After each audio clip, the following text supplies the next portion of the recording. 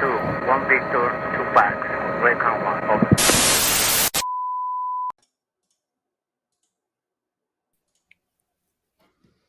And I believe we are live. Hello, hello. It's game time. All right. Ladies and gentlemen, welcome to this series of live Q&A session. Well, this is more of a review and discussion, honestly. It's something that Josh and I have talked about wanting to do more in the past, which is engage with you guys out there in the audience. Because there's a lot of experience and knowledge, and even Josh and I, the way we started as, a young man from Massachusetts, a young man from Hong Kong, both locations where we couldn't shoot a lot. And we asked a lot of questions, and we had to have thick skin to ask said questions to people on the range. And sometimes it ends up in good, where let's say for my instance, I learned how to shoot with a lot of very good fundamentals and techniques from some of the gentlemen who competed in CMP matches. But then also sometimes you get not so great advice, like when I decided as a college student that I was going to accurize an M14 into an M21. Not that I don't like it. It's just my funding was not at that level at the time. So that's why it lasted 10 years. But anyways, Josh, I know we were going to introduce a lighthearted new segment. So I'll let you take it away. Right, okay. So, as you might imagine, there are many comments made. Many by you guys, and many by other people on all of our videos. We do try, I would say, Henry, to get into the comment sections and try to provide some sort of commentary or insight and to explore some of the conversations that are there to be had. Obviously, we're able to do that a lot better with the audience in the Patreon group and the Discord group, but we still tried to get into the YouTube comments and read what you guys are writing and see what type of feedback you have for not only the type of shooting we're doing, but some questions, as Henry mentioned, about the shooting itself or about how we go about, making certain decisions with how we're going to shoot something, the decisions behind how we have stuff set up, so on and so forth. So for this particular segment, I have scoured through the comment sections and selected, 5 topics, 5 topics that we've seen posted multiple times. So the idea here is not that we're going to look at a given specific individual and try to beat them up over a certain comment or praise them over a certain comment. It's more so to allow us to provide some insight and some feedback on some of the more frequent comments or types of comments or certain trajectories that we might get at any given point in time. So what do you say, Henry? Should we get into it here? We should, and I'm sorry I was shifting around. I know we did already have one Super Chats comment up there about an AR-10 in 6.5. Elijah, hit us up on 9holereviews@gmail.com because I did want to chat with you offline. We did have some plans on our own. We have been talking a lot about the SAS, the semi-auto sniper systems, a lot, and the viability of a bolt-action sniper rifle in 308. Now, I like those, but that's a topic for another day. Elijah, hit us up on that end, and it's for another Q&A session, quite frankly.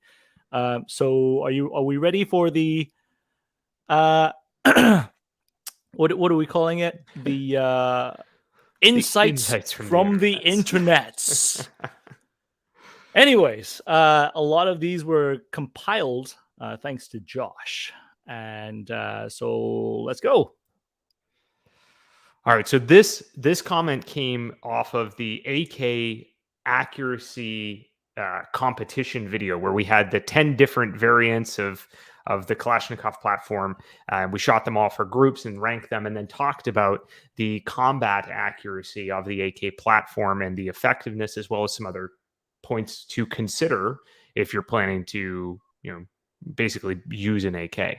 And this, again, is not specific to this individual commenter, but I think probably like a quarter of the comments on that video are asking, well, why didn't you shoot this one?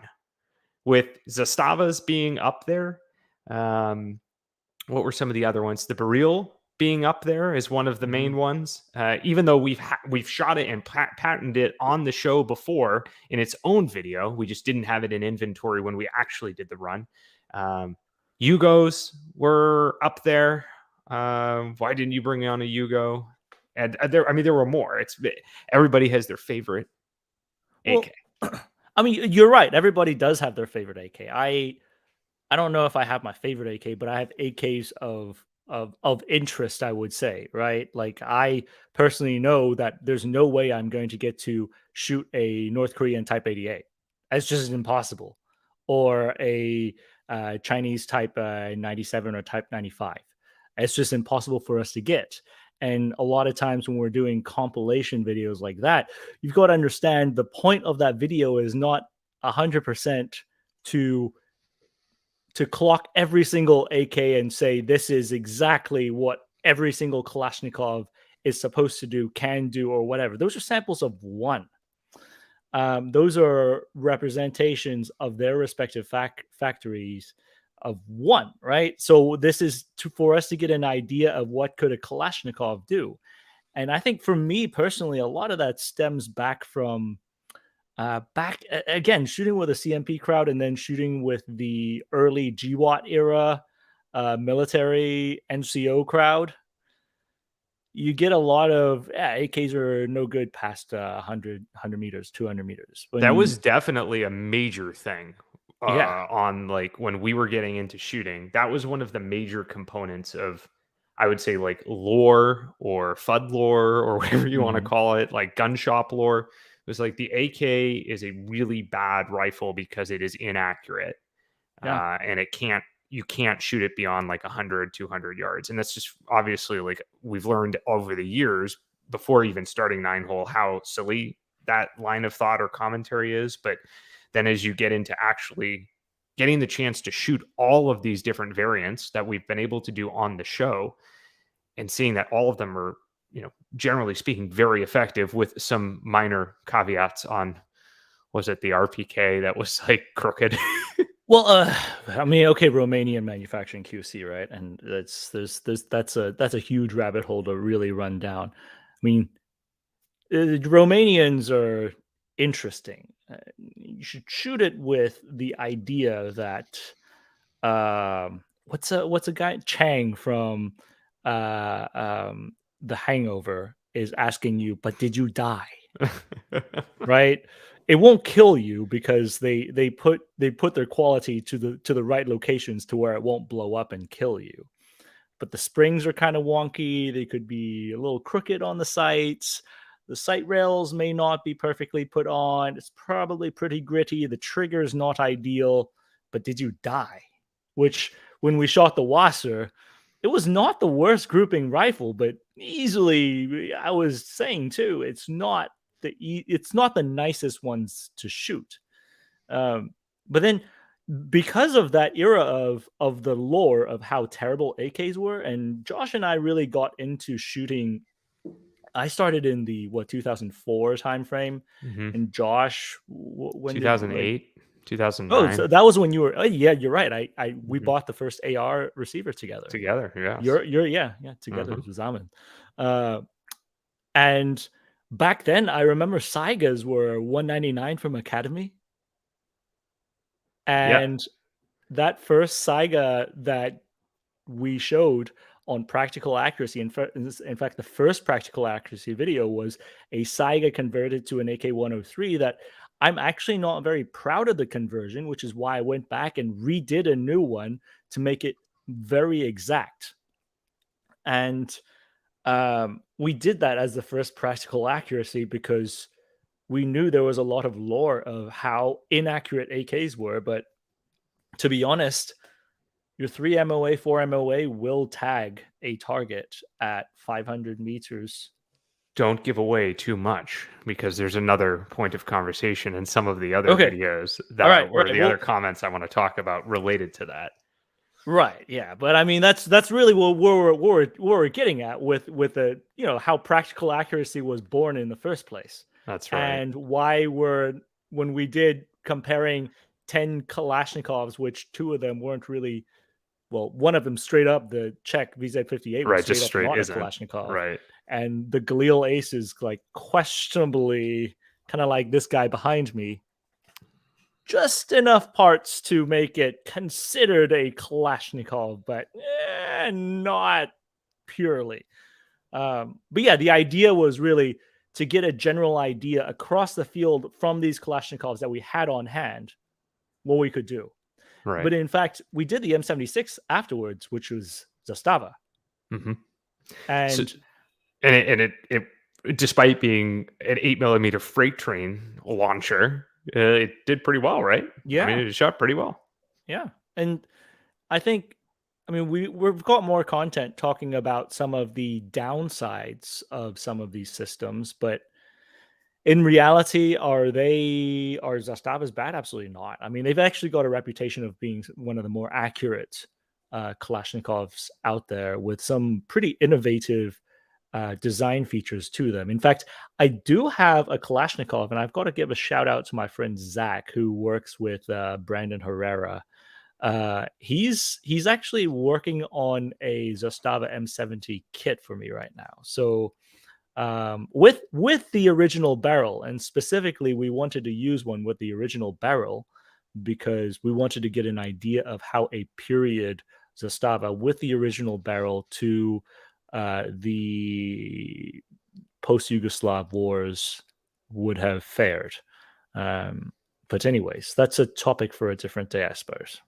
Right. So ultimately, what is the final bit of commentary here is, if you guys don't see something on the show, it really at this point in time has nothing to do with the fact that we do or do not like or are biased or not biased towards a given rifle or system. Like, we just simply haven't had time to do it or haven't had one in inventory is almost universally the answer. Mm-hmm. Now, before we go to the next one, there's someone actually out there who mentioned East German Kalashnikovs, and that is actually something that I would really like to personally get to try out, because I have an East German Makarov, and compared to its Russian and Bulgarian varieties, it is actually quite nice. The trigger's a lot nicer than the normal Makarovs that are out there. So that's actually a point that that's a model that I would be interested in checking out. Anyways, are we ready for the next insight? Yeah, let's fire over to number 2.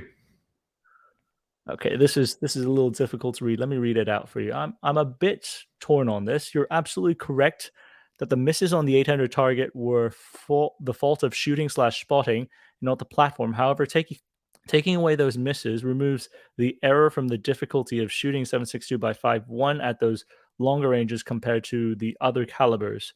Almost felt like they really wanted this rifle to top the charts. Next step, go back to the previous videos, dismiss the misses that were due to changing wind conditions, ? Beside that, great video always. I mean, thank you. But this is bringing up the topic of, are we cherry picking on some of these, where we're looking at specific examples on practical accuracy and potentially ruling it one way or another? Right, and this comment came out of the very recent M24 practical accuracy run, which is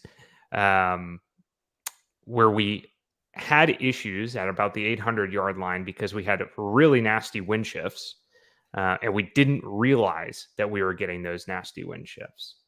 And that was something that I sort of identified and used it as a way to demonstrate, like the very important role of somebody who is exclusively spotting with the shooter is, you guys know that, like, I, as somebody on range with Henry, yes, I'm working the glass and trying to give him calls based on what I'm seeing, but I'm also filming. And so my role is sort of multifaceted. And Henry and I don't have like professional spotter, what would you call it, Henry? Like, I'm not Bravo 4 skill. qualified. Right. I'm not a trained sniper on that instance. Right. The two of us have shot a lot of long range together, but we have not gone through an official military course to be indoctrinated, would be the correct term, Mhm. into the skill And or the craft. So the skills we've learned are from, working with people who are very skilled doing it, but the language we use and the communication types that we have are not doctrinally driven.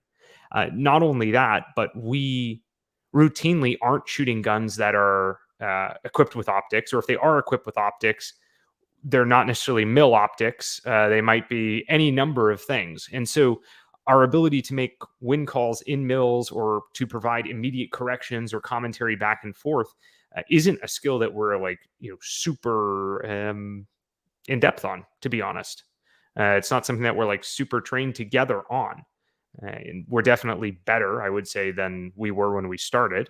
And we've got a better setup than when we started, but it's still something that I work on to try to improve, to give, overall the correct commentary to make things better. So all of that to swing back to whether or not there's really any sort of like desire for us to have certain guns do better or not on the show or on a given run. And frankly, I think we would say that we probably have our expectations of what a rifle should be able to do when we shoot it. Sometimes those are correct. Sometimes they're not. But we're not affiliated with any of these companies or any of these manufacturers or any of these rifles. So we really have no skin in the game ultimately with how it performs or doesn't perform. We show you if we miss, and that's sort of the ultimate point that I would drive home on this. Like for us, the M24 scoring better or worse, like ultimately it doesn't really affect us at all. It's what happened. But if something is exclusively our fault because we made a mistake, that was an obvious mistake, that's where we feel like we probably didn't do our due diligence or the service correctly. So I want to take a step back on this. Whether we took the right steps or not. I know guys who are officially snipers and they don't have the diversity the diverse types of weapon systems that we've shot. And I know it is a lot of fun to compare things top of the chart or lower on the chart and all that. But ultimately, the idea of practical accuracy is seeing how something could mechanically perform, right? If you're driving around on a track and I didn't see that there was an oil slick right there and I spun the vehicle and we continue to use that score, or would we run it around the track again and just still show you why we ran it 2 times? I mean, it's a human error right there. Clearly, it's a human error. We didn't see the wind. So whether that's from our training or not, it's not the fault of the rifle. Now, some people will then argue saying, let's say X rifle, a Kalashnikov, has trouble with wind past 400, right? So is that a wind call issue that we didn't that we had a lot of misses with 7.62 by 3.9 at the 450 yard zone? I don't think that is something worthwhile to going back to, because at that point, at the 450 mark with that particular cartridge, we do see a tremendous delineation between that and some of the other rifles. And so mechanically, the 308 is able to reach that distance if you get the wind calls correct. And for the 7.6239, even if you get the wind calls correct, there is still a tremendous opportunity or tremendous chance that you would miss a target at that distance. So regardless, we're trying to go back and look at how rifles perform on the range. And while it is fun to score things, we've got to look back and focus more on how did the rifle perform with that particular cartridge, and what is the shooter giving you guys on the feedback end that we could or could not see that we felt inside. Like if I'm telling you that I was off my game for the 800-yard shots, maybe that means that I was off the game and it's my fault. So I think a lot of times the big thing is just focus back on just watching it to learn, because we are in this process of learning about different firearms as well. So one follow-up question then is, sometimes we get feedback like, well, you shot this gun with this particular optic and this one you shot with like an inferior optic, or on this day it was like way better weather and you shot it on a day where there was better weather, et cetera, et cetera. So I mean, provide some commentary there, because I mean, I know what the answer is, but I mean, we're not competing in the Olympic biathlon with a freaking AK-103. We're not shooting indoors at a particular 500-yard indoor range. I mean, let's just take the program at face value for what it is. Can a crink kill you if it hits you at 500 yards? If it hits the right spot, probably. Yeah, probably if it hits the right spot, right? But on the practical accuracy side, could it compare to the What Would Stoner Do rifle? Probably not, judging by the way it performed. I mean, I think it has to be a very it's difficult to say, but you have to take a common sense approach to it. If the shooter's saying that he was having issues, then maybe take that for the face value that I don't think you should consider those shots. It's calling your shots. Right. And that ultimately comes down to exactly it. And I still see some comments in the chat right now where people are saying like, no, like you made bad calls on other runs, but that's simply not the case. In instances where we've done that, we have gone back and annotated it and reduced the shots in almost every video we've done. Just none of them were as obvious to us as they were in this. It doesn't happen very often because we're usually Henry's pretty darn good with being able to read and call the wind at this point in time. But there have been instances where we've said, oh man, like we were using the wrong hold. That's a really good example of one that we've gone back and had to make an annotation to. And it's like, we used the wrong hold. It was an obvious shooter error. It's not a matter of not being able or not having the right wind call on this like one shot. It was an obvious shift that we identified was something that we both missed as shooters. But we showed it both ways anyway. So if you don't like it one way, you've got the raw run to see it the other way. Okay, so I have to confess on one particular video where I absolutely wanted to see a rifle perform. The Winchester Model 1895 Russian contract. Josh, you remember that, how agonizing that was. And it was not your shoulder that particular rifle was pounding. For those unaware, we shot the only lever action we've shot on the channel so far is a 100-plus-year-old rifle. It's a Winchester 1895 lever action that feeds the Russian 7.62 54 rim that the Russians had contracted during World War I. And I shot more than 200 rounds of hand-loaded, match-grade, 174 grain .311 projectile, Varget powder-loaded, bench rest primer cartridges out of that thing, figuring out if it had heat issues or not. And it was painful to figure out that it did have heat issues, because when I zeroed it, it was actually very tight. And because of that, we don't have any match grade .311 projectiles left for any of the others. Go, Henry. So, way to go. But yeah, that's what happens when you actually try to pick things. And if it's not going to happen, it's not going to happen, quite frankly.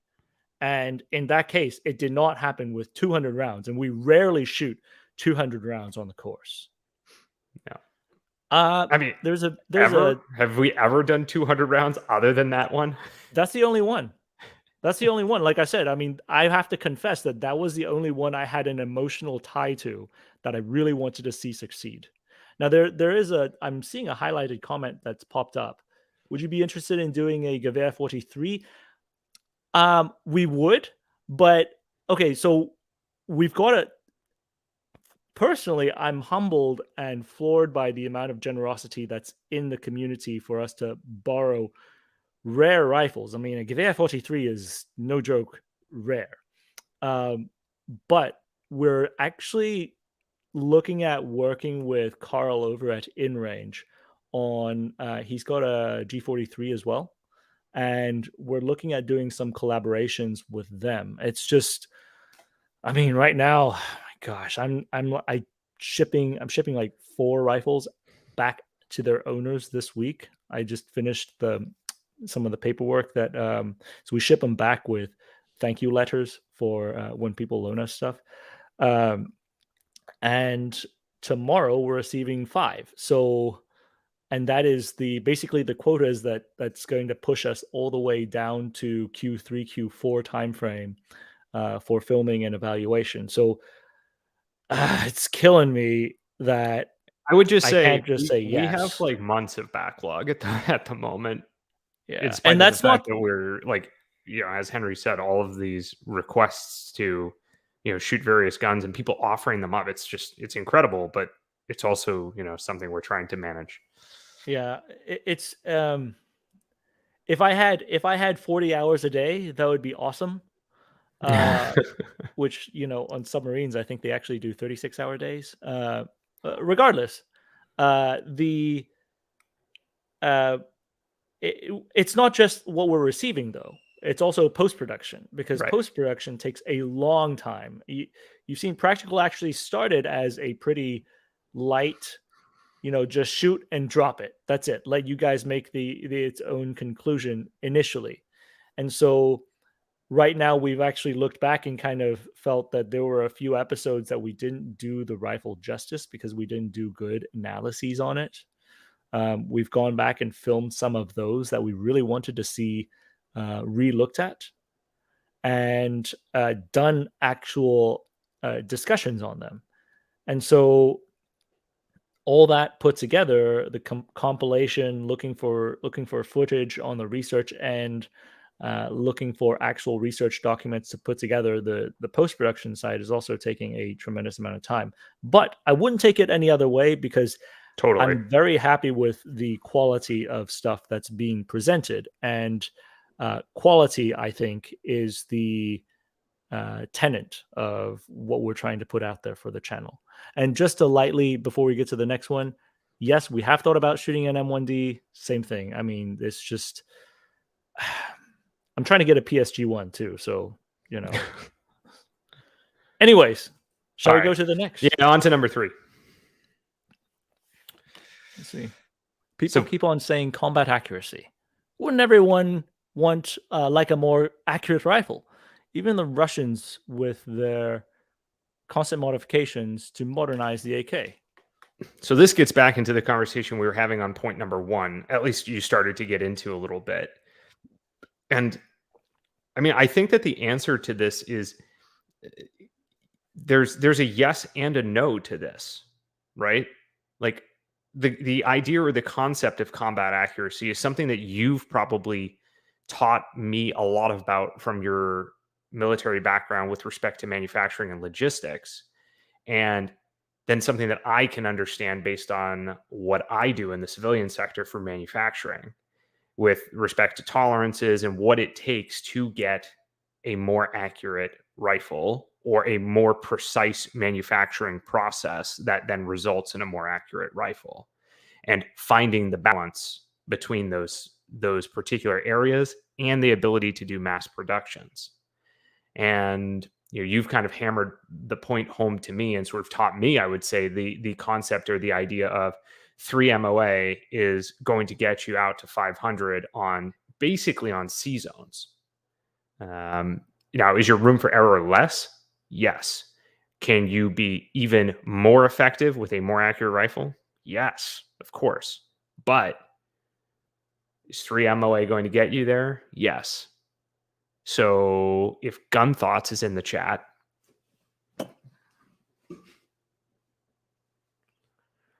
Well, okay, so part of that too, how far are you shooting your particular weapon system? You don't need a 1 MOA MP5. I mean, you just simply don't. And as far as 5.56 goes, you're pretty dang effective to 400 yards. 400 meters too. 400 to even past 400. 550 meters is the max effective range for an M4A1. But really, what's your engagement distance? I mean, you're talking about 0 to 200 as most of your engagement distances. 300, you're really approaching starting to suppress and go, unless you're actually closing in on a target and trying to put them down at distance. Now, there are particular instances. I mean, this is getting into pick one territory where we're talking about METC, right? Terrain may dictate certain things. Potentially, you're trying to put the opponents at a distance between you because you've got some civilian considerations behind you. I mean, so a lot of that put aside, if you're looking at that 500 yard, 400 yard pocket, performance pocket, your 3 MOA really gets to, a torso size C-zone area out to that distance, assuming that your wind is not affecting it. But that's also a ballistics construction question, though. Wouldn't anyone like a more accurate rifle? Sure, but there's also certain things in how fast does it take to manufacture said rifle. At what scale could you put that, or how well could you scale that design out? If you're talking about, let's say, the Kalashnikov, the stamped sheet metal design may not be as conducive for accuracy, but is it going to take you considerably more time and money and manpower to mill out receivers? And is it going to be faster to press and pin a barrel into a trunnion and then rivet it into the receiver? Yes, it is much faster to do that. So at the end of the day, that also has to be a huge consideration to it. I mean, could you make something more accurate? Yes, of course you could, but I think as of recent events, a lot of us are realizing the importance to some of those, let's say, ancillary and soft requirements, rather than just the how accurate is something, how expensive is something, but more so how easy is it to maintain, how light is it to push forward, and the logistics requirements behind the manufacturing and the actual deployment and usage of said weapon system. So at that point, combat accuracy may just take a secondary approach to it. Outside of what are you going to do with it? What's a distance engagement with it? What type of manufacturing? What type of scale are you trying to push it out? And all of that comes into context. It is not like a civilian weapon. And I would add to just one added element to this is I think a lot of this comes down to the point of conversation where, people, I think the individuals who might fall into this category of is combat accuracy, the concept of combat accuracy, or that 3 MOA is sufficient, is that just sort of being an apologist for things that aren't free-floated ARs, which most of the time are going to be on the tighter side of that range if they're quality built, and that is done on a mass scale here in 2022. But if you look 10, 15 years ago when we were first getting into things, AR quality control, I mean, obviously it still is a problem with certain manufacturers today, but for the most part, certain ARs were not that tight either, and so it was the same. The base element of this comes back to most of the time, the rifle can outshoot the shooter, I think. I think one of the biggest case in points that we could point at that we've actually covered in the past was the Arasaka Type 99. Now, doctrinally, the Japanese were more worried about night fighting capabilities and short range, fast target acquisition with their rifles, right? And so the type of rear sights that the Arasaka had was much more conducive to that than, let's say, an M1903 that a U.S. Marine was running on the field. Well, they didn't have the thin blade sights, but still, the Japanese sights were faster to acquire the targets. The cock on close was faster to use. The rifle actually had drain holes on different sides for optimized use in the Pacific and island hopping. It also had chrome line bores, which technically detracts from the accuracy, but again, useful for the environment. So you have sights that are less accurate, you have a barrel that's less accurate, and you have an action, and the actions, I mean, cock on open and close is about the same on accuracy, but still, you have elements to it that detract away from the accuracy, but it's still accurate enough to cause it to be an effective weapon, right? That's just one of the cases that there are other ancillary things to consider outside of just what is the most accurate rifle that you could bring into the field. Right. I think we had a few supers that popped through here. Do you want to bring those up? From Rusty. I am not familiar with the Mammoth Sniper Challenge. I've actually been invited to a couple of the military sniper challenges. Obviously, I would be in a sea of giants and just, ordnance guy out here hanging out with his personal rifle, representing myself by invitation.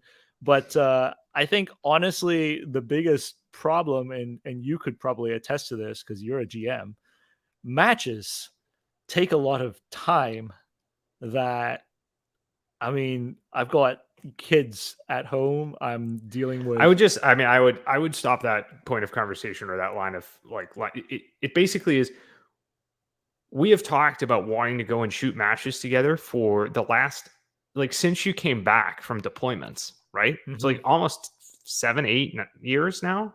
7 years now. Yeah.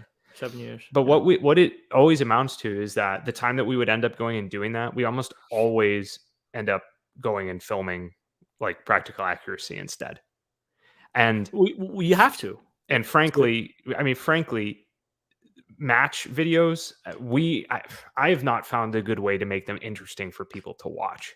I think of all the ones that we've seen, some of the stuff that Polenar Tactical has done is really good. They have these really stylized, really well video. The videography is really, really good in their match footage, and it's just it's better than anything I've been able to put together shooting all of these USPSA matches and stuff where I have video of every match. It's just never that interesting, and people just generally aren't that interested in it.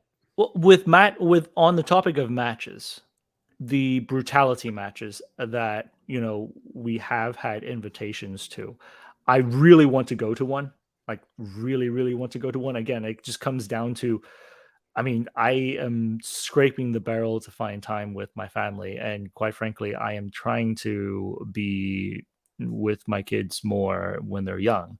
But on top of that, as far as matches go, the brutality matches are something that I actually personally enjoy how they put those together, because they, at the end of it, whether it's in range or Polinar or forgotten weapons, they're going back and thinking about things. Sometimes they have a point that they're talking about, right? Whether it's in the wintertime, if you're trying to wade through a trench, and some of the observations that they saw from that, right? And those guys having certain observations that they're looking at, and instead of, let's say, stage X, we did this.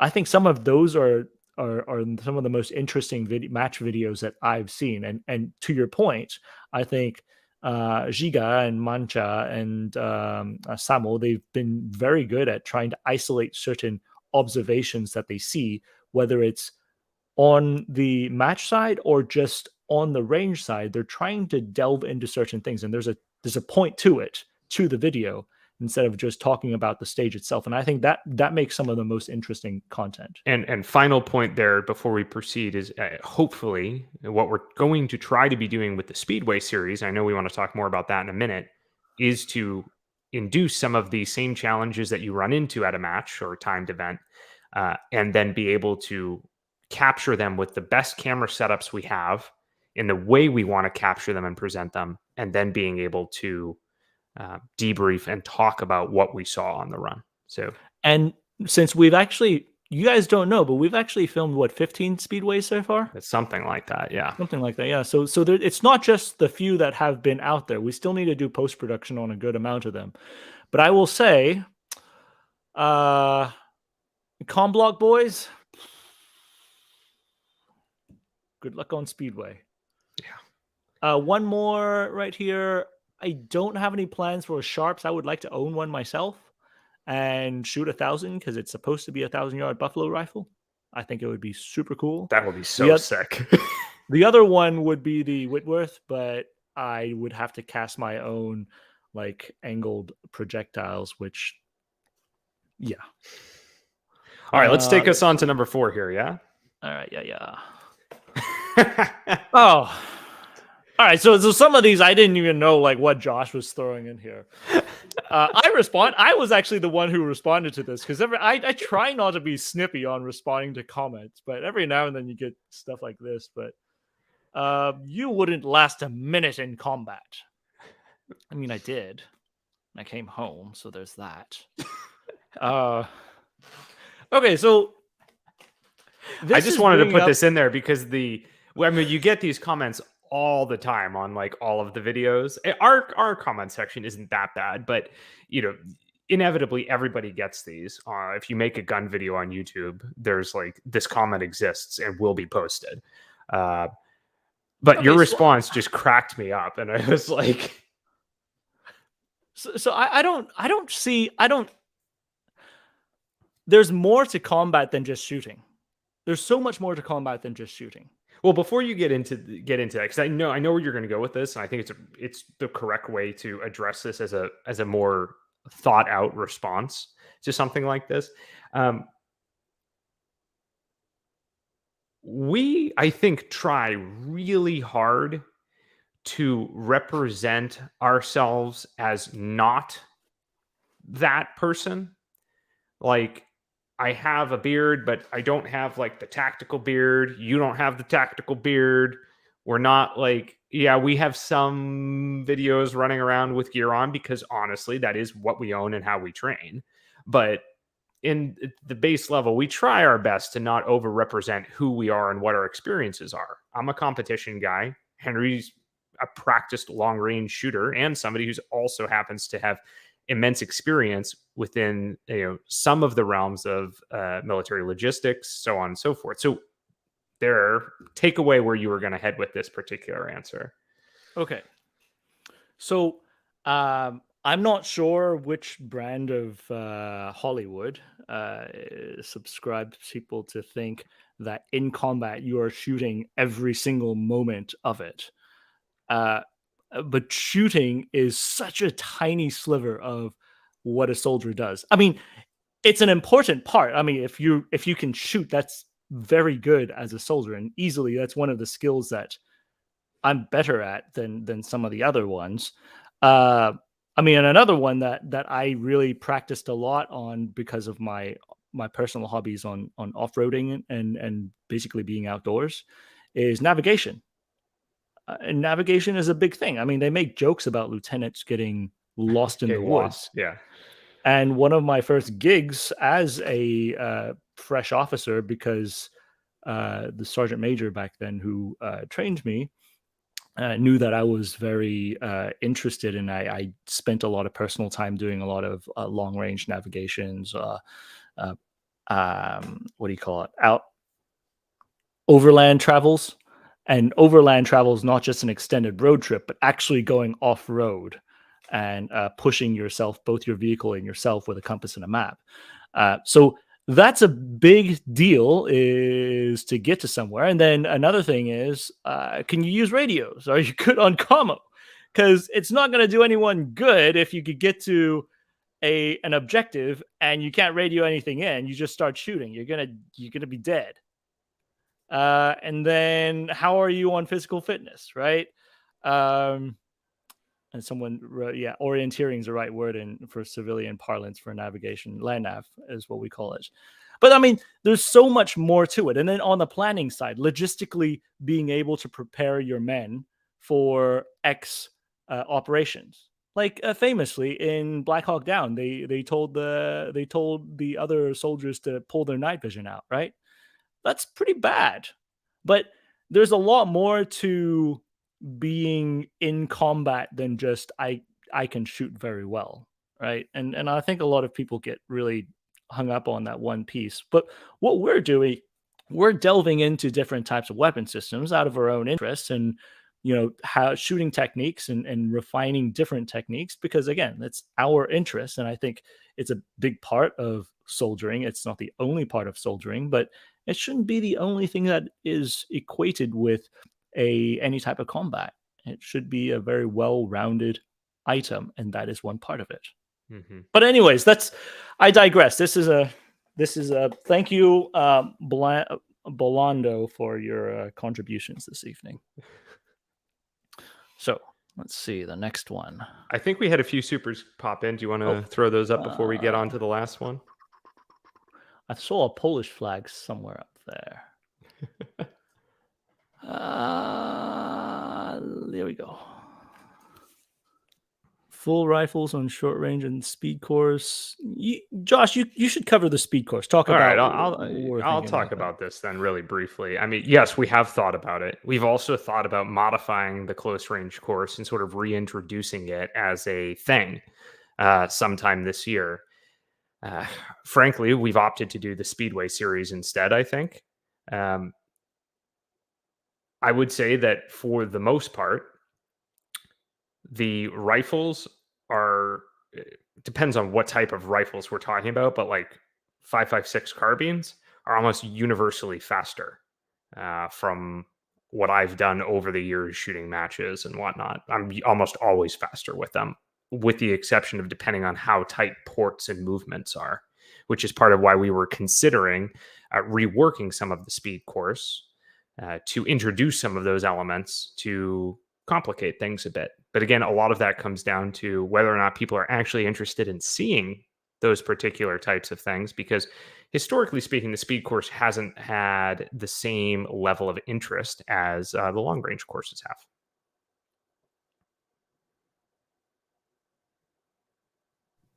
have. Here we go. This is a good question. Yeah, this is a good one. Slav Supreme. Dzień dobry. Let's see. The thoughts on Tommy built G36 versus H&K MR556. Trying to decide whether I should get a Bunds clone or a USMC M27 clone. It depends. I think it depends on what you want to do with it and what you want to do aftermarket wise. I mean, both of them are great, right? We shot both of them. Both of them did like really well, right? I mean, for what they were, as you said, for depending on what you want to do with them. If you're looking at mounting optics, absolutely the MR556 is better. But the G36 is one of those platforms that I've personally wish had a lot more development to it. It's such a cool rifle. It's lightweight. I mean, cool looking aside, it's lightweight and it's actually quite accurate. It was so held back for the Bundeswehr model in particular. That Hensoldt scope that was on there. And then even if you were able to use the pick rail top, the charging handle location complicates things. Now, I'm not just like the SCAR's reciprocating charging handle, which I now have no issues with. I think it's a training thing when it comes to the G36 charging handle. But at the same time, I don't know. I lean G36 myself just because I like the idea of a super lightweight foldable rifle that you could push pins and switch out certain things. But what about you, Josh? No, I agree. When I say like the G36 is very cool, I'm not necessarily just talking about the appearance, although it is very futuristic looking.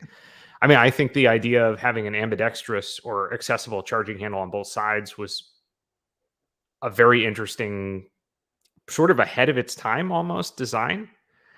I'm going to end up getting chewed up in the comments over that because I'm sure somebody knows of a rifle where that had happened beforehand. But the way that it was done, its location with the built-in top rail without it being Picatinny was, I felt like it was really good. Actually, I really liked when we were shooting that. Let's see. So they're not supers, but there's a few. Like someone was asking if we do a G11. I mean, we should. I don't know. I mean, I don't think that's ever gonna happen. Obviously, it's a G11 Speedway. Yeah. But anyways, I don't see anything. Let's see. M14. There's this one. I'm on the PSL. Yes. Filmed. Both. Yeah. Both PA and the Speedway as well. All right, let's hop into insight number 5 here real quick then. Yeah. Oh, or one more super from Michael. Yeah. Let's see. AKs like the Saiga or Vepr and 308, are they go to war or a novelty? I've owned a lot of Saigas. You know that, Josh. I'm like the Saiga collector in the past, but I've shot the 308. I know they had that stock that a lot of people like to make it look like a Dragunov. But just like the PSL, it very much turns into the Dragunov that we have at home when you do that. Yeah. I just don't like, if I was going to do a battle rifle build, I can't really see an option other than the Scar, but that's because AK-4D. Yeah, I know this, but the Scar, AK-4D roller delayed blowback system. I don't know. I just feel like the recoil in the AK platforms is not bad in 7.62x39. Really nothing in 5.45 or 5.56. 7.62x39 is fine, even if it's over gas. But 308 is starting to get up into the territory where it's hitting me a little bit harder than I want it to, I'd say, for that type of an implementation. But that's just me. Okay, so there's this one. I don't know what it is. Well, I don't know in what context. Right. Okay. So this was we were talking. This is actually from the Gordon carbine video. Okay. And we were talking about how when we removed the suppressor, the rifle actually tightened. Like it tightened up in terms of our ability to shoot it, but it was on speed shooting. It wasn't group size. So obviously, with the respect to group size, we have taken the AEM5, put it on various Mark 12s, different manufacturing, different times of manufacturing, different a number of rounds through the system. And almost universally, the AEM5 had reductions in group size for 77 grain projectiles. Across the board, every ammunition tested. We obviously have that in all of the Mark 12 content that's been put out. In the Gordon video, I was talking about how removing the suppressor decreases the amount of pressure coming back into the action, which in and of itself means that the rifle is actually feels softer to shoot. Then we're also exposing the OpSync brake, which is a darn good brake for just being like a single port open brake. And so we were able to shoot and print a much tighter recoil test string with the carbine, with the Gordon carbine, without the suppressor attached. And so this was actually I think this conversation was actually worthwhile because I think you and I can sometimes talk about that as if everybody knows exactly what we're talking about with respect to the suppressors. And, it might be worth just exploring that further. Yeah, the AEM5 in specific, and now I'm seeing that there's actually AEM5 clones out there on the market too, that they're made of titanium, so they're lighter than my all steel construction AEM5. That's strong.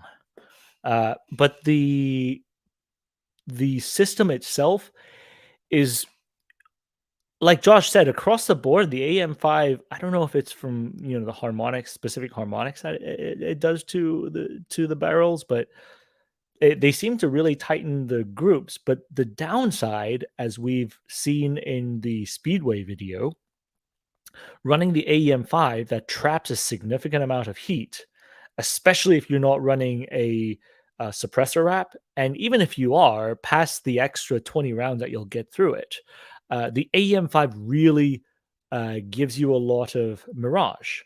And outside, I'd say mirage is a problem for long range. So you must say, a hot suppressor is no worries for the close range door kicker, eh?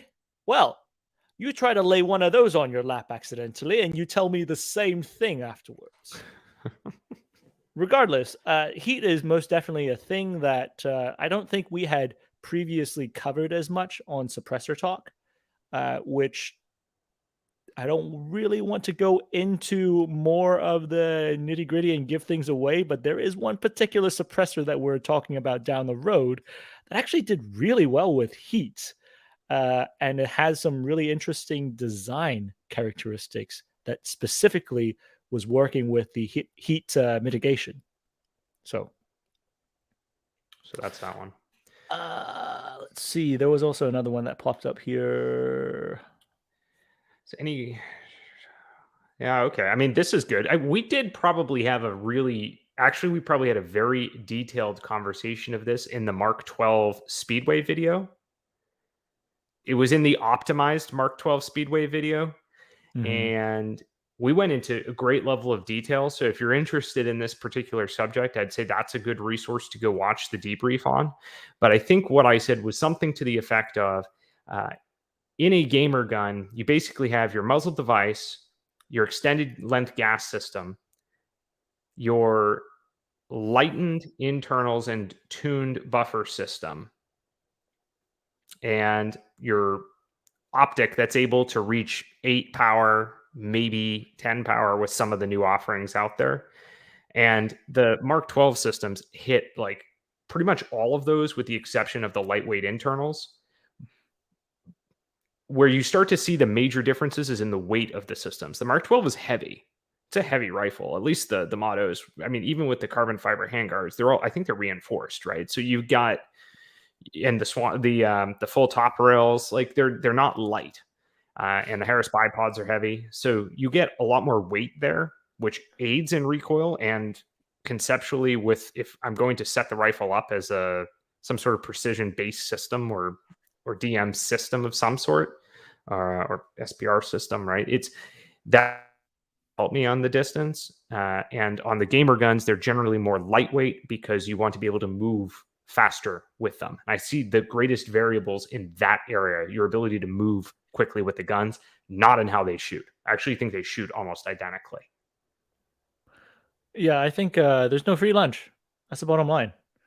And that kind of goes back to this previous topic about this whole trope about combat zero is, or combat accuracy is stupid. Wouldn't anyone want more accuracy? Bottom line is yes, people would want more accuracy, but at what cost? Is it cost by weight? Is it actual cost by manufacturing? Is it actual cost by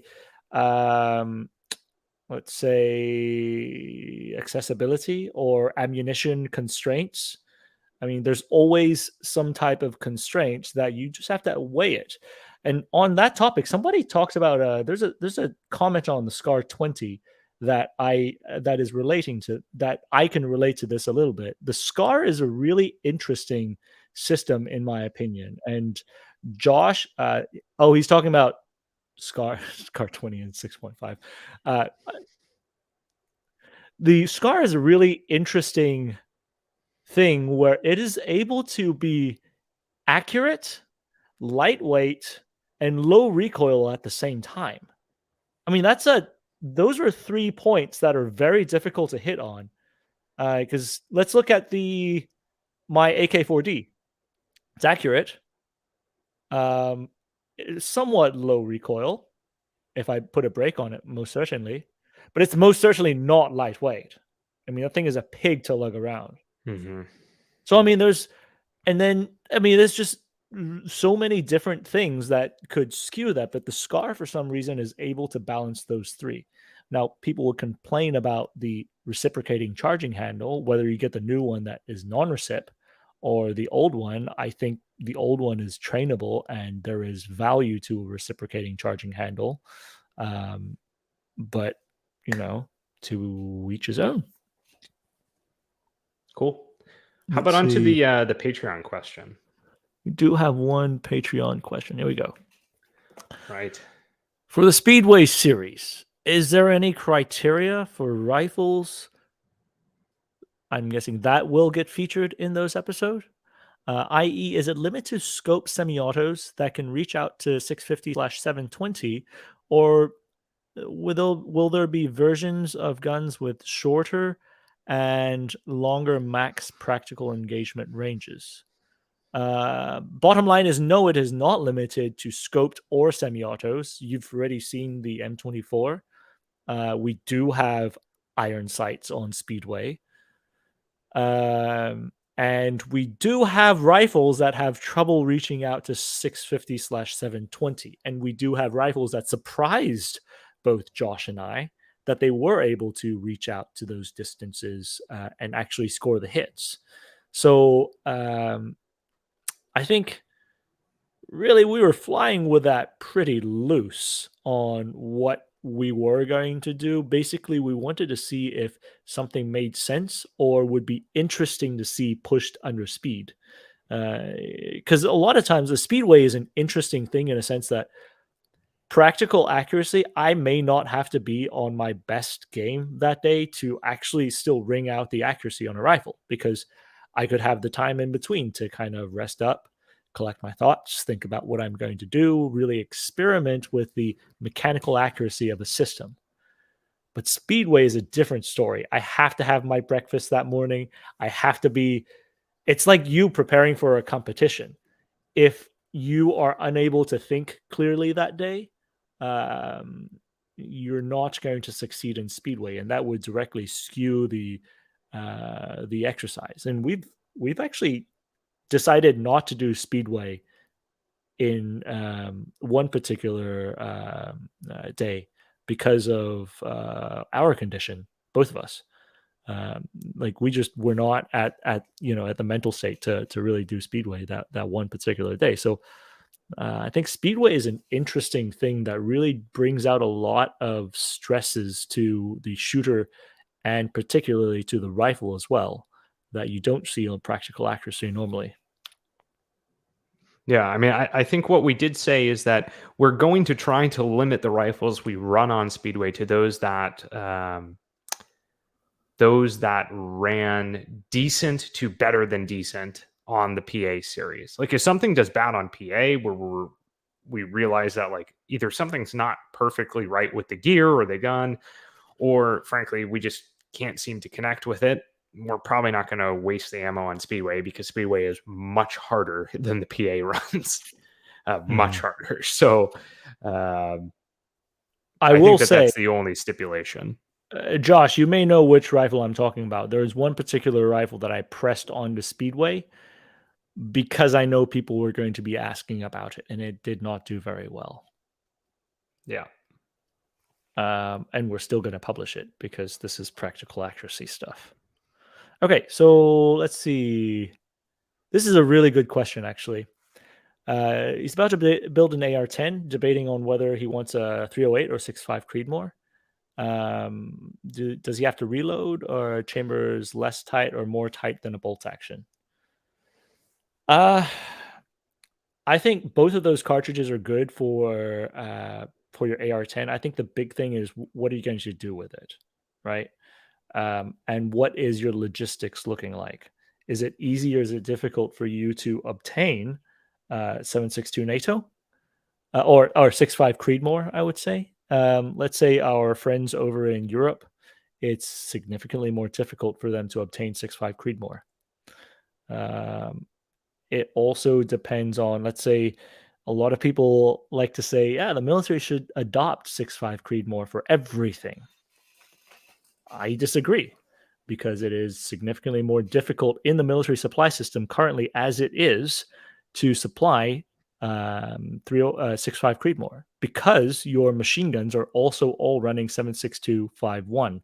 And it's actually, you would be alarmed at how frequent it is to delink machine gun ammo or use ball ammo in some of those rifles. I mean, not all the time, obviously, but that is a logistical supply to where you have a source of ammo to still clear targets at 500 yards, which is the next question, or the next part of that is, how far are you shooting? Do you need a quick follow-up shot to it? Are you shooting in high wind locations and you could sacrifice in saying the easy logistics of 308? So, I mean, those are just a few things that I would throw out there, Josh. I don't know if you have anything else. Well, additional considerations from my side are, obviously the ammunition piece you've covered extensively in terms of availability and accessibility. I would say, because this is an AR-10, presumably one that's being put together by the Big Red Doggy, we can worry less about having to swap out barrels. So obviously 6.5 is going to chew your barrel up a lot faster than the 308 will. The extent at which you need to be swapping the barrels will come faster on 6.5. I think we've decided that pretty universally at this point. But if it's on the AR-10 platform, presumably you can just wrench that off yourself. So in my mind, that would be a reason to run it in 6.5, but that's coming from somebody who has a, like SAS setup in the TX10 that's in 308. So, Let's see.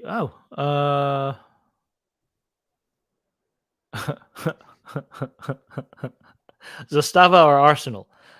I would say it depends. It depends on if you want to. It depends on, honestly, it depends if you're a collector or not. If you're a collector, then, and you could find an SLR 104 FR that is an actual blueprint copy of the AKS 74, like the one that Josh has, absolutely. If you could pick it up for a decent price, absolutely, that would be a good choice. If you're a shooter, probably get a Zastava and not be heartbroken if you ding it up or do anything to it or break it or explode it. So do you remember when I almost chopped up my 104 FR? Yeah, you were like, don't do this, it's bad. Yeah. Don't do this. And I was like, but it's only like a $900 rifle. I can, if I have to, I could go get another one if it just turned out really bad or I wanted an original setup. Oh my, I owe you, I don't know what, half of the profiteering on that. And I will take that in cash or check or blood diamonds. But the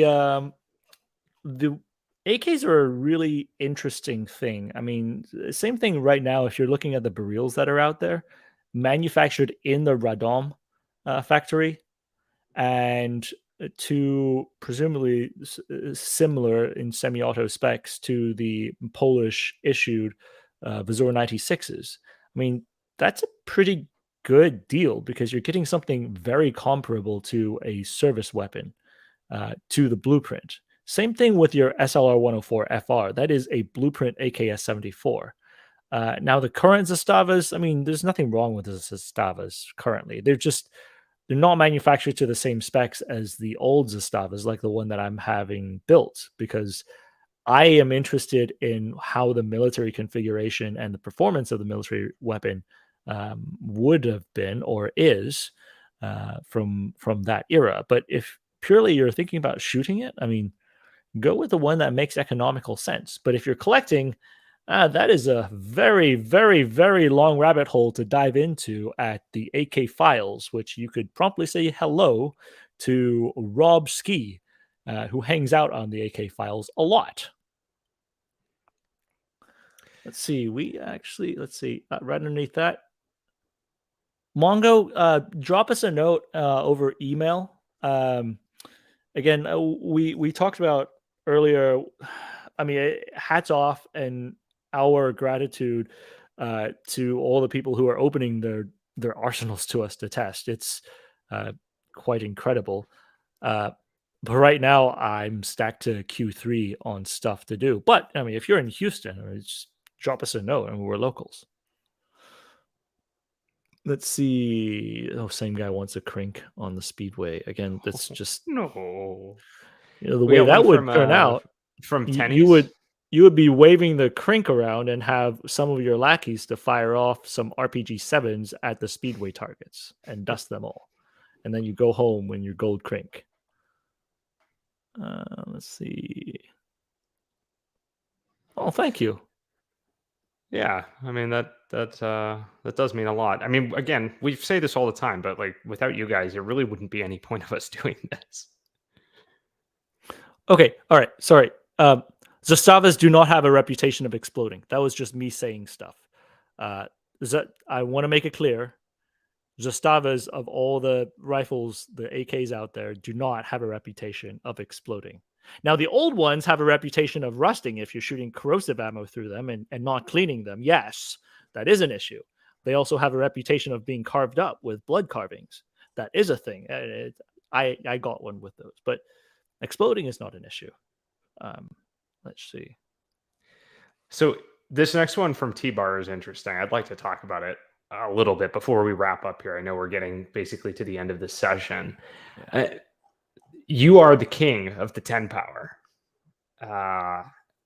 10 power everything all the time, never more, don't need more unless you're going like to a K or beyond, or like beyond a K basically. And I'm like the total opposite. I love extra magnification. Like, yes, probably because my eyes suck compared to your eyes.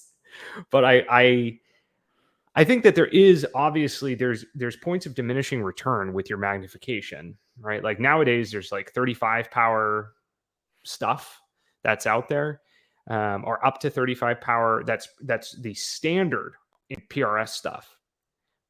But we rarely see shooters actually on 35 power.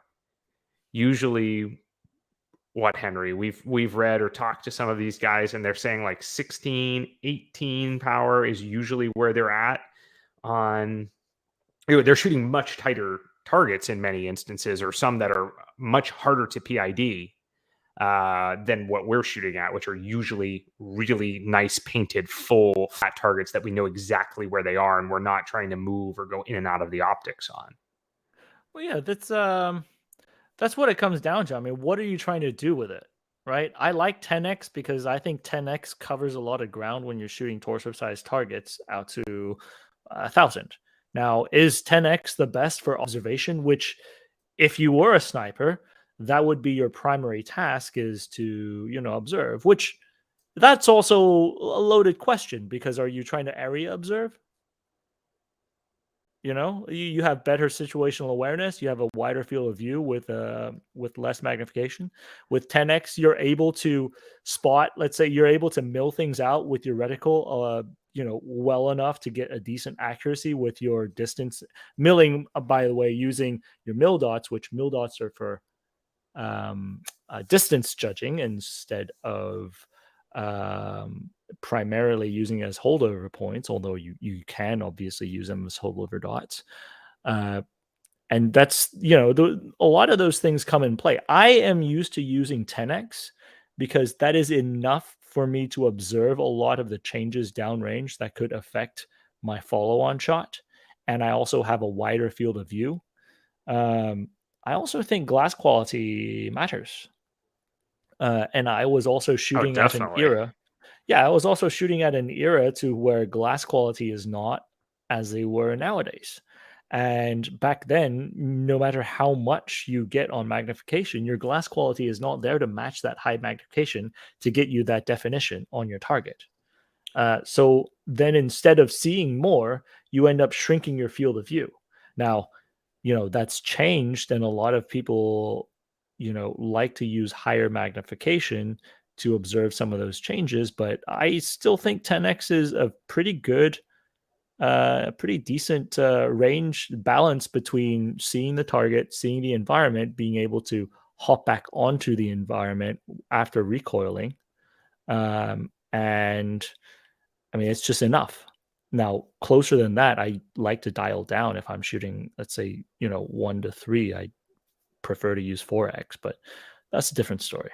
Yeah, I would say the final thought on this before we move on to the last super here is the idea of just because it can go higher doesn't mean you have to dial it higher. And a lot of the times on variable power optics, the glass looks the best not at the max magnification, as Henry is sort of alluding to there to a degree. And if you're able to have, say, like a 4:16, which is the Night Force that we shot on the optimized Mark 12 video on Speedway, that particular optic is, I mean, one of my favorites that fits this sort of like mid-range rifle, setup that can go anywhere from 0 out to 1,000 plus, with depending upon what the rifle or in the caliber you're shooting it on is. Yeah, I mean, I hate saying it, like it all depends, but it really does. I mean, what are you trying to do with it? If you're shooting 22s, you actually want a larger magnification, because with a 22, the 22 competition guys actually use it up to like 30x to observe their targets, because that's how they see if they hit or not. Because the effects of a 22 is so minor and you have so little recoil that you actually use that to observe your effects. Now this one, Josh knows I am looking for a Sako TRG, but I keep on spending money on other things. And oh my gosh, I just spent more money this week too. Okay, nobody's back there listening. Let's see. Clay's on the chat here. If you guys don't know Clayco, you should definitely check out his YouTube. Dude runs a AK as fast as anybody I've seen run an AK. It's pretty sick. I don't know why he got all those posties, man. I don't know why he got all those machine guns. He doesn't need it. Just keep it on Title 1. His trigger finger is good enough. Yeah. Just drop an ALG. His builds are wild too. They're all like super like wild race builds and like crazy stuff you never see on AKs. So it's a fun one to go check out. He swings from that to Buck Purvis. But Clayco, yeah, highly recommend checking Clay's channel out if you're into Kalashes. Clay and I actually shoot around the same area, so we've actually been talking about meeting up more and more actually. And they run Kalash Bash, so if you're in the Houston area or you're interested in Kalash Bash, check it out. Awesome. Oh, no way. Hold on. I know we're supposed to wrap up, but I was on Dragoon Ride in 2015 with Second Cav, and that audio outro sound was actually recorded through through our headset when we were calling Redcons. And I don't know who hit us up on the back end to let me know who you were with, Sean. Yeah, so if you guys were wondering, and I'm about to play the Redcon as we pop out, we're calling up Redcon reports before we head out on convoy, which is basically checks for everyone on convoy, talking about are you ready? Do you what's the status of the convoy before you head out? And that was actually filmed or recorded on the Russian border. Right after they annexed Crimea, and USER General, the USER commanding General Hodges was like, basically the Russians didn't think that we could run logistics convoys for that long. And General Hodges was like, yes, we can. And he had Second Cav and a bunch of Cav dudes run the Striker Reg up and down to the Baltic states all the way back to Germany. And every single small town we went to, we would go and say hi to the locals. So That's one of the ways I got to see a lot of the former Comblock states who became NATO, like Latvia, Lithuania, Estonia, Poland, Czech Republic. We did a lot of stuff with, anyways. I mean, same thing with Poland, but yeah, that brings a lot of memories back. But there was one more, I think. Yep, just rolled in. Let's answer this one, and then we'll call it here. I mean, this is an easy one. I mean, I think that we really like the ACSS. I would say my experience with it is on the LPVO side mostly, and the new PLXC and the reticle that they put in that has the stadia in it that drive to the center donut. Answered a lot of the, I don't know if I call it a criticism, but a lot of my concerns with the SLX Raptor and even the Griffin mill in terms of its ability to be used on one power. I just tend to love the stadia drawing to the center of the optic, and really like it in the new PLXC. I think we've got some upcoming videos of that particular optic that absolutely slayed on the course too. Mm-hmm. And unlike the previous PLX, and the PLX is the Japanese glass line that the primary arms guys run. The glass on I would say the old PLX is a little cleaner. I mean, obviously, whenever you cut weight like that, you end up with different light transmission through glass. Yeah, looking at them directly side by side, I thought that the original, the full heavy boy, just felt a little bit crisper to me, but it's a lot lighter. The new one, it's like almost half the weight. I thought it was over 10 ounces lighter. Yeah, it's one of the lightest LPVOs out there on the market. Yes, so unbelievable. Oh my gosh. Okay, we've got what is this last one that? Thank you guys. We appreciate your questions. We'll finish with this one then. Yeah. Was Speedway inspired by PRS? I mean, not necessarily PRS specifically. More so just 3-gun or IPSC rifle, because the idea being like, balance the speed with the precision.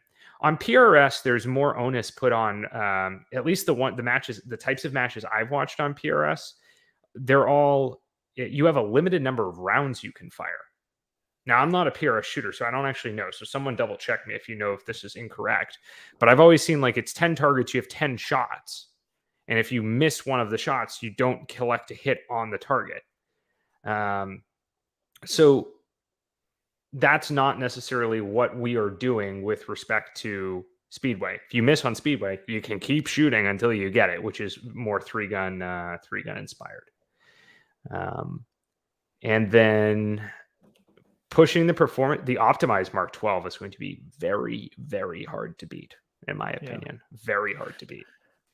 I think, honestly, Speedway was not necessarily inspired by PRS, but inspired by a lot of the people out there in the community, like you guys watching right now, in talking about some of the things that practical accuracy alone could not cover.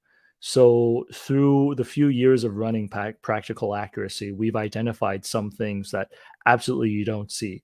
The stress, heat stress, the stress on time that would put both the shooter and the weapon system to the test. I think a lot of those things were, we had in the back of our minds, how could we answer these questions? How could we actually put this to the test? Not necessarily that, is it PRS related, but how can we further delve into these topics that actually are very interesting, but the mechanism of normal practical accuracy does not cover. And so that's when we got to the point where we wanted to do practical accuracy extra. What's the extra factor? Then it comes to time. How do we do it? What makes sense? How do you continue to challenge the shooter? And let's say dialing would take more brain power than just looking at a ret, maybe, or vice versa. I mean, I don't know. And then throw in a bonus in there. A lot of these things that we were throwing around in our minds. And I think right now we're looking at filming 15 or so far. I think it is a good representation of further delving into some of the best rifles that have come out of the Practical Accuracy series and how we could further evaluate them. Yep, 100%. What do you say? That's an hour 30, almost on the button. I think we covered off we wanted to cover off, and got a chance to talk to you guys and answer a bunch of your questions. Yeah, so everyone out there, I mean, if you guys have any thoughts, drop it in the comments section. Send us an email, shoot us a note, check out our Patreon if you're into that. In the back end, we do talk a lot on the Discord. And without anything else, I guess we're just left to seeing everyone on the range the next time. See you guys. Take care.